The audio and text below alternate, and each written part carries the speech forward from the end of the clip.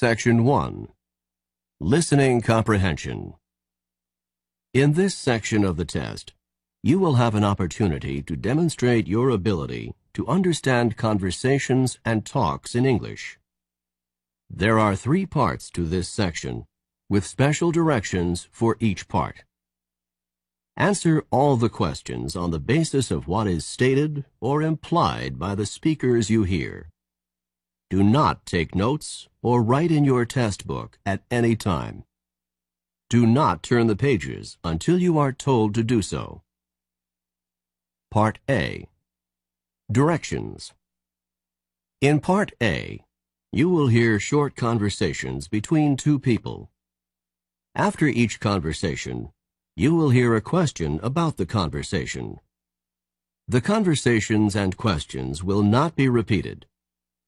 After you hear a question, read the 4 possible answers in your test book and choose the best answer. Then, on your answer sheet, find the number of the question and fill in the space that corresponds to the letter of the answer you have chosen. Listen to an example. On the recording, you will hear, "That exam was just awful." "Oh, it could have been worse." "What does the woman mean?" In your test book, you will read, A. The exam was really awful. B. It was the worst exam she had ever seen. C. It couldn't have been more difficult. D. It wasn't that hard. You learn from the conversation that the man thought the exam was very difficult, and that the woman disagreed with the man. The best answer to the question, "What does the woman mean?" is D. It wasn't that hard. Therefore, the correct choice is D. Now we will begin Part A with the first conversation. Number 1. Carla said that you were rather rude. It's unfair of her to say that about me. What does the man mean?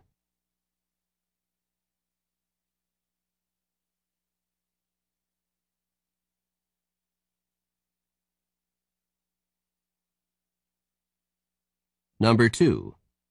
I don't think this painting is very good. It's better than the first one, isn't it?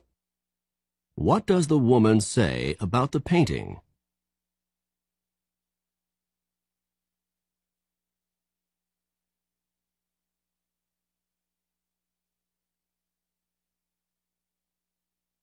Number 3. Your graduation ceremony is this afternoon. I can't believe it. I've graduated at last. What does the man mean?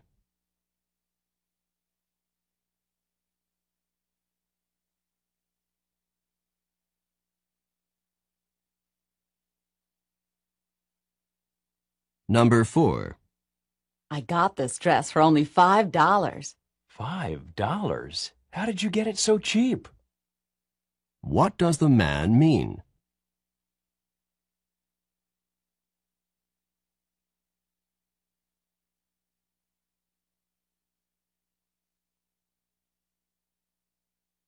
Number 5. I just got my 3rd parking ticket this week. Why don't you try putting more money in the parking meter when you park your car? What does the woman suggest that the man do?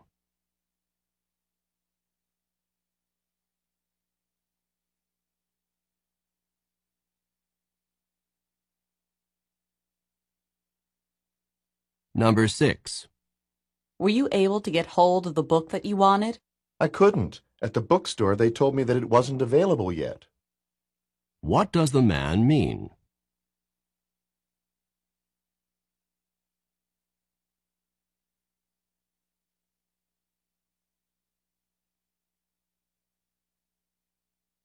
Number 7. Professor Mitchell's lecture certainly went on and on for quite some time. I thought he was never gonna finish. What does the man imply about the lecture?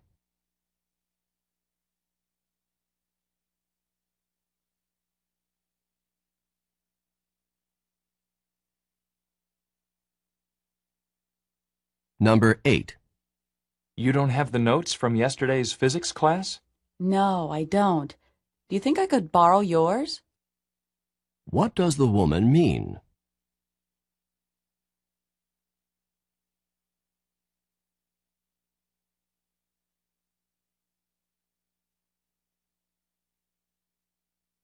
Number 9. You said that you wanted to go shopping this afternoon. What do you want to get? I think I'd like to get my dad a new wallet for his birthday. What does the woman mean?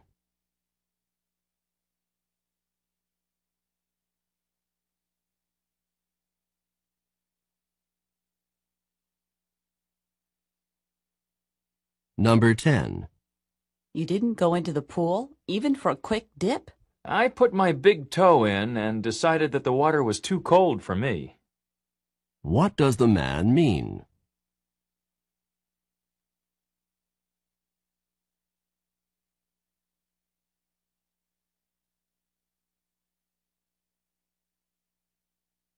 Number 11. Do you know where your sweater is? I think I left it at my sister's house, but I'm not sure. What does the woman mean?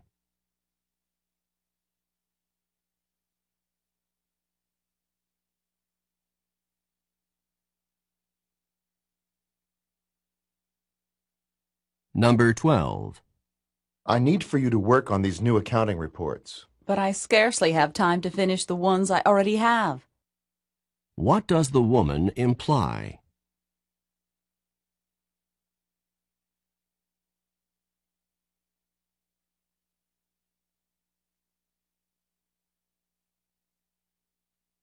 Number 13. How much longer do you think you're going to stay on that exercise machine? I give up. What does the man mean?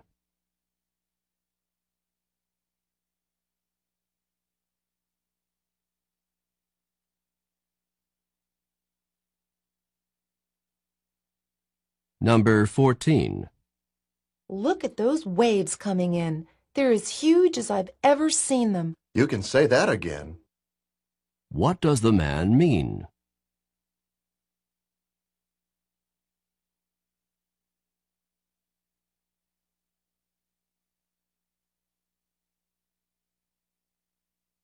Number 15.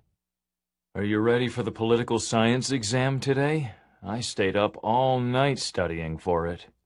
Didn't you know that the professor put it off until next week? What does the woman mean?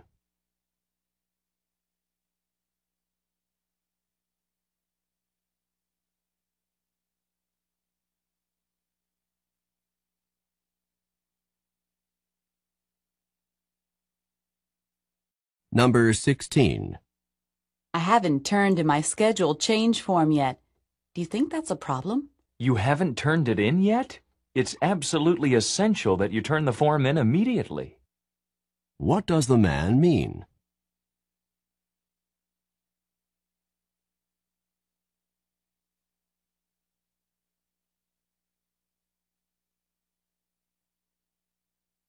Number 17. I'd like to try on some rings, please. Do you prefer rings in gold or silver? Where does this conversation probably take place?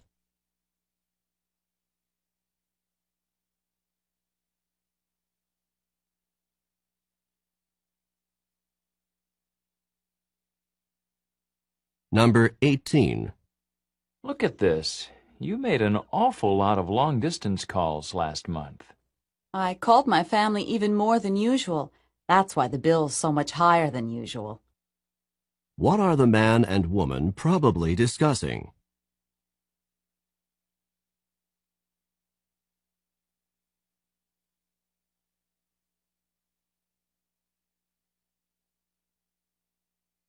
Number 19.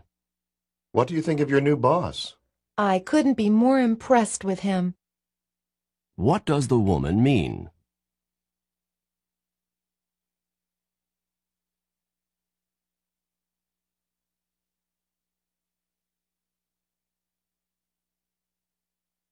Number 20. Mike, do you know when the recital starts? It starts at 3 o'clock, doesn't it? What does Mike mean?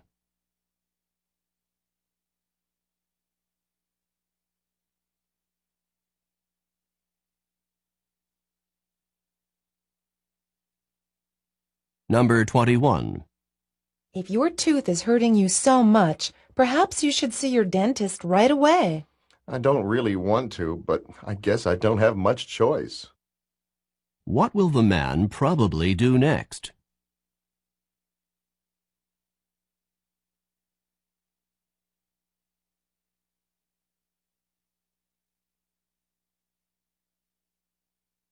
Number 22.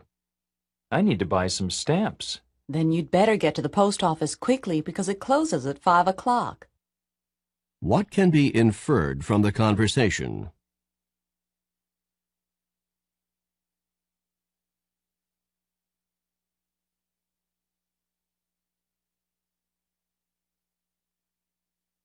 Number 23. Do you know how I can find the journal article that we're supposed to read for class tomorrow? The professor copied it and put it on reserve in the library. What does the man mean?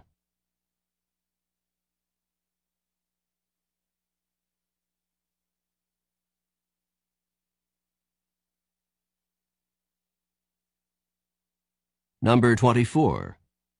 I really think you should try to be a little more calm. If I were any calmer, I'd be asleep. What does the man mean?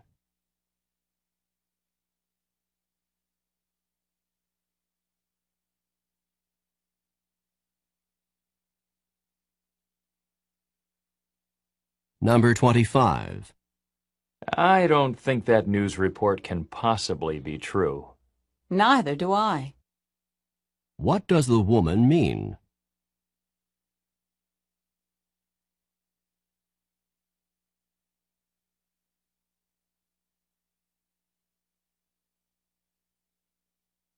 Number 26.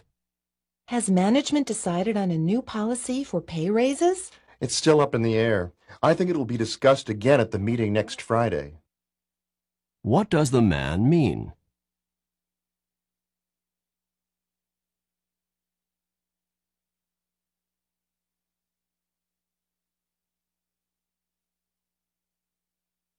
Number 27.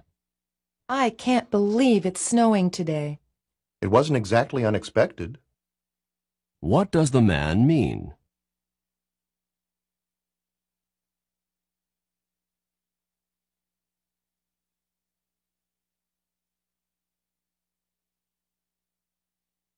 Number 28. How do you think you did on the literature exam that you had this morning? I really wish I could take it over again.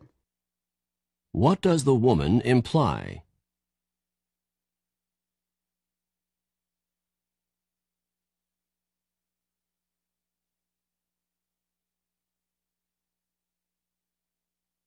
Number 29. You didn't have to wait outside. You could have just opened the door and walked right in.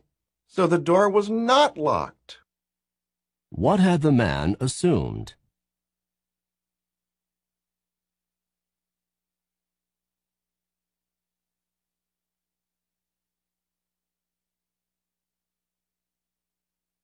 Number 30. My guess is that you're leaving the office now and heading straight home. You've hit the nail on the head. What does the woman say about the man?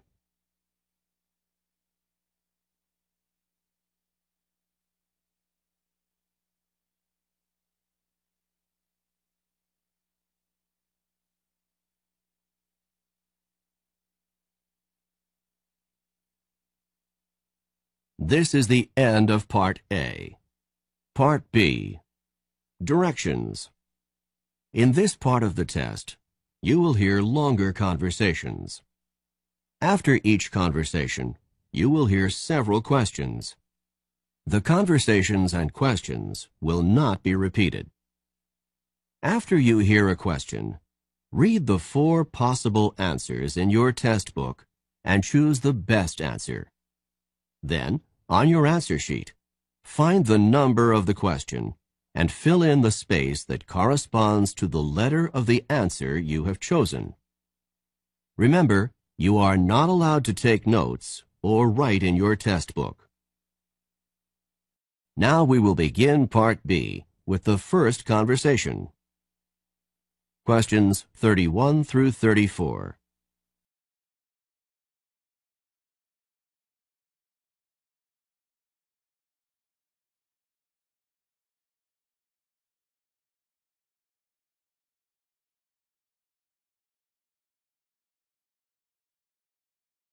Listen as a man and woman discuss a haircut.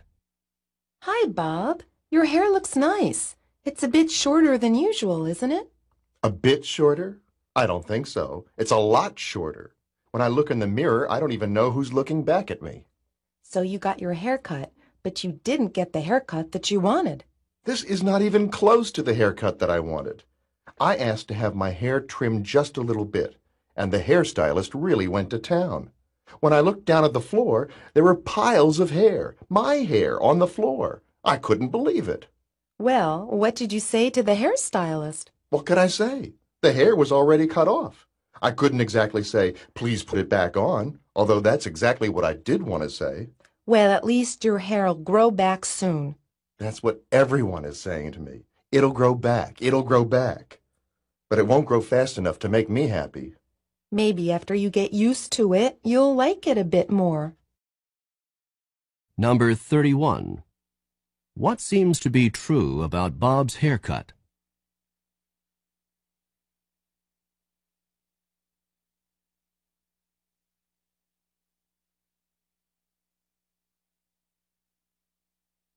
Number 32.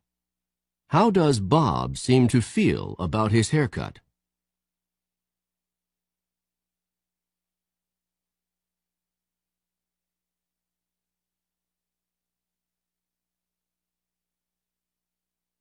Number 33. What did Bob see on the floor?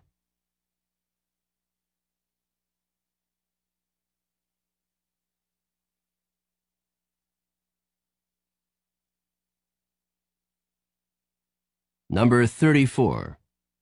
What do people keep saying to Bob?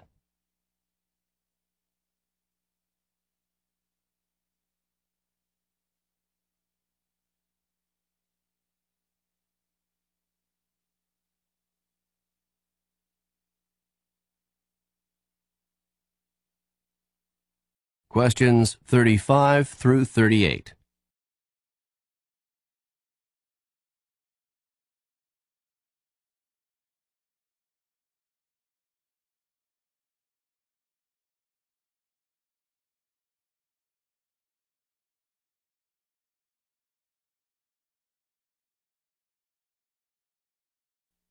Listen to a conversation about a man's great-grandmother. I talked to my great-grandmother on the phone this morning. Your great-grandmother? Do you talk with her often? I try to call her at least once a week. She's a really wonderful woman, and she's over 85 years old. I enjoy talking to her because she's so understanding and because she gives me good advice. What advice did she have for you today? She told me to be careful because a big storm is coming. She said that a big storm is coming? Is she a weather forecaster? Not exactly. She says that she can feel it in her bones when a storm is coming. I know it sounds funny, but when she feels it in her bones that a storm is coming, she's usually right. That's not actually so funny. When people get older, the tissue around their joints can become stiff and swollen. Just before a storm, the air pressure often drops, and this drop in air pressure can cause additional pressure and pain in swollen joints. So when your great-grandmother tells you she thinks a storm is coming, she probably has some aching in her joints from the decreasing air pressure. Then I had better pay more attention to my great-grandmother's weather forecasts. Number 35. How often does the man usually talk to his great-grandmother?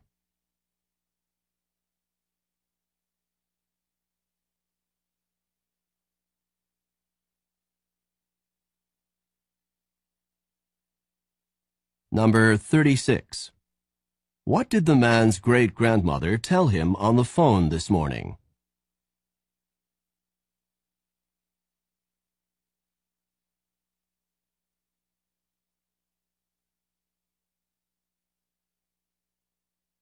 Number 37. Where does the man's great-grandmother say that she feels a storm coming?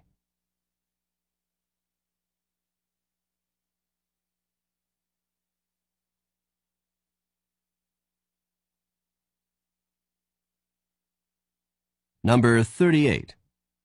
What will the man probably do in the future?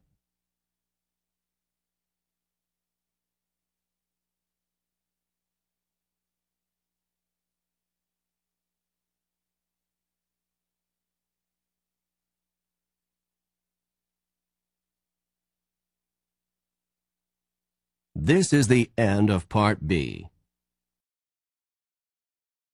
Part C. Directions. In this part of the test, you will hear several talks. After each talk, you will hear some questions. The talks and questions will not be repeated. After you hear a question, read the 4 possible answers in your test book and choose the best answer. Then, on your answer sheet, find the number of the question and fill in the space that corresponds to the letter of the answer you have chosen. Here is an example. On the recording, you will hear, listen to an instructor talk to his class about painting. Artist Grant Wood was a guiding force in the school of painting known as American Regionalist, a style reflecting the distinctive characteristics of art from rural areas of the United States. Wood began drawing animals on the family farm at the age of 3, and when he was 38, one of his paintings received a remarkable amount of public notice and acclaim. This painting, called American Gothic, is a starkly simple depiction of a serious couple staring directly out at the viewer. Now listen to a sample question. What style of painting is known as American Regionalist? In your test book, you will read A. Art from America's inner cities. B. Art from the central region of the U.S. C. Art from various urban areas in the U.S. D. Art from rural sections of America. The best answer to the question, what style of painting is known as American Regionalist, is D. Art from rural sections of America. Therefore, the correct choice is D. Now, listen to another sample question. What is the name of Wood's most successful painting? In your test book, you will read A. American Regionalist. B. The Family Farm in Iowa. C. American Gothic. D. A Serious Couple. The best answer to the question, what is the name of Wood's most successful painting, is C. American Gothic. Therefore, the correct choice is C. Remember, you are not allowed to take notes or write in your test book. Now we will begin Part C with the first talk. Questions 39 through 42.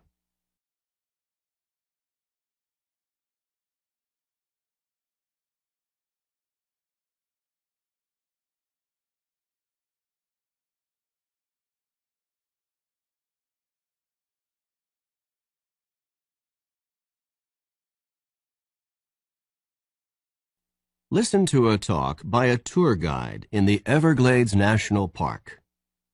Today we're going to be taking a tram tour through part of the Everglades National Park. Quite probably we'll be seeing a number of crocodiles sunning themselves by the side of the water, or poking their heads up through the water. Needless to say, we will not be getting off the tram at any time until we leave the area because of the danger posed by the crocodiles. By the way, you've probably heard of the expression, crying crocodile tears.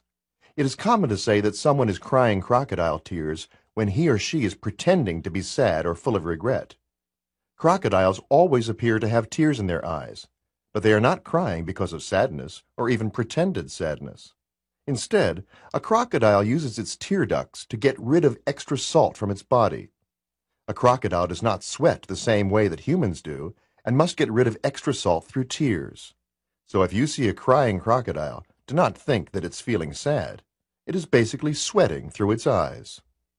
Look, over there on the right. There are two large crocodiles on the water's edge, right next to the fallen trees. You can get out your cameras and take pictures from here on the tram, but no, you cannot get off the tram to get any closer. Number 39. Where does this talk take place?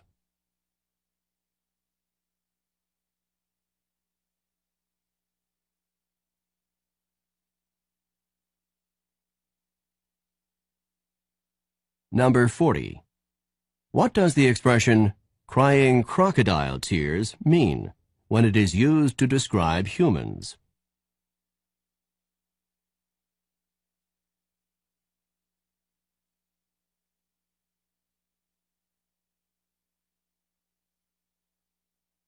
Number 41. Why do crocodiles have tears in their eyes?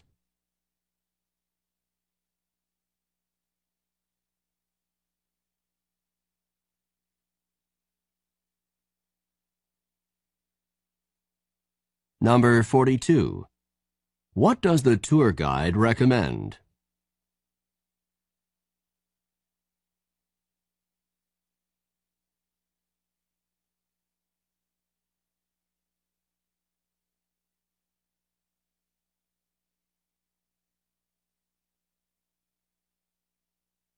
Questions 43 through 46.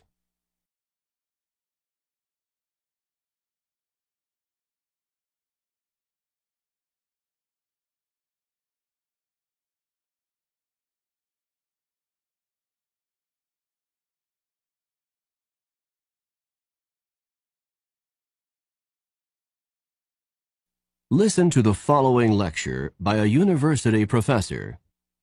Please take your seats now because I would like to begin today's lecture.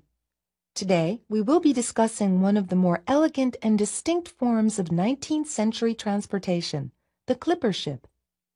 Clipper ships of the 19th century were the graceful, multi-sailed, ocean-going vessels that were designed for maximum speed. They were given the name clipper ship in reference to the fact that they clipped along at such a fast rate of speed. Clipper ships were constructed with a large number of sails in order to maximize their speed. They often had 6 to 8 sails on each of the masts, and ships commonly had 3 and perhaps 4 masts. The speeds that they achieved were unbelievably fast for the era. Clipper ships could, for example, accomplish the amazing feat of traveling from New York to San Francisco in less than 100 days. Clipper ships first came into use in the United States in the 1840s. They were originally intended to make the trip from New York around the tip of South America and on to China in order to transport tea to the United States. Once gold was discovered in California in 1848, clipper ships were immediately put into use to carry large numbers of gold prospectors and large amounts of mining supplies from the East Coast to California. With the success of the American clipper ships, the British began their own fleet of clipper ships to transport goods from the far reaches of the British Empire. That's all for today's class.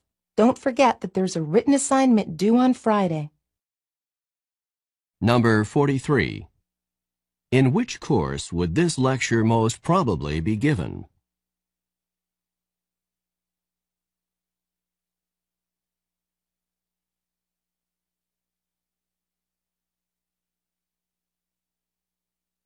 Number 44. What is the most likely meaning of the expression to clip along?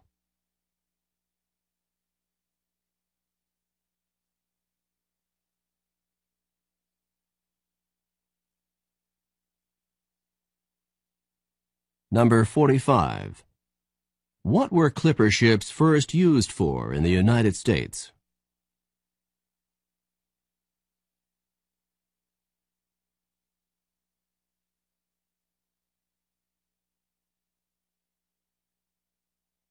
Number 46.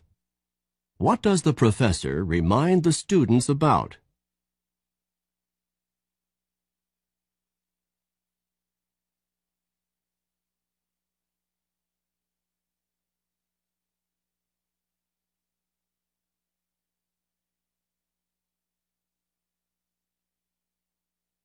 Questions 47 through 50.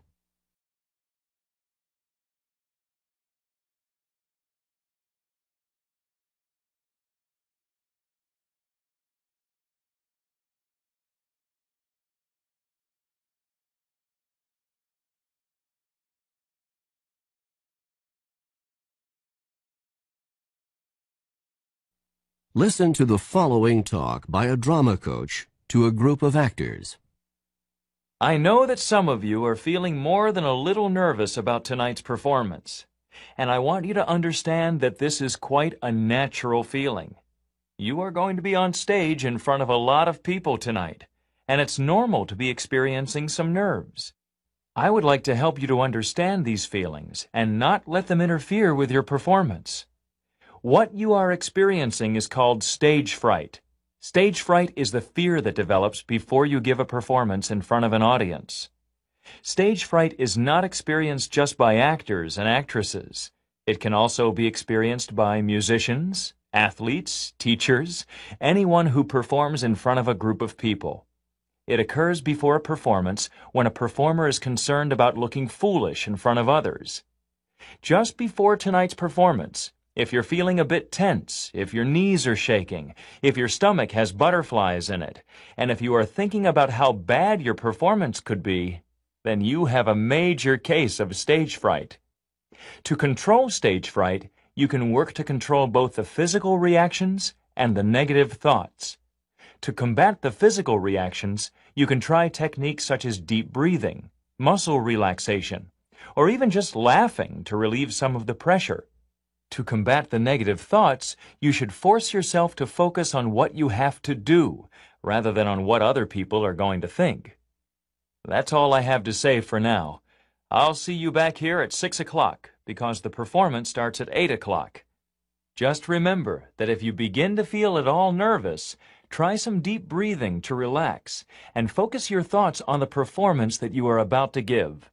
See you this evening. Number 47.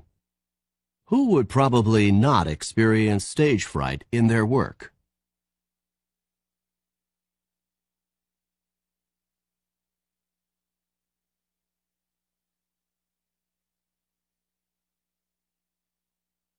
Number 48. What physical reaction might someone who is experiencing stage fright commonly have?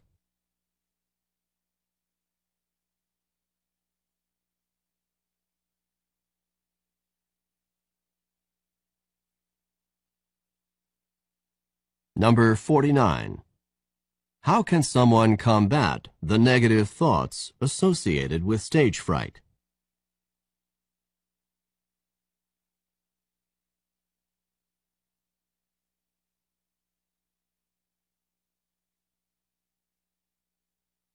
Number 50. When should the actors arrive at the theater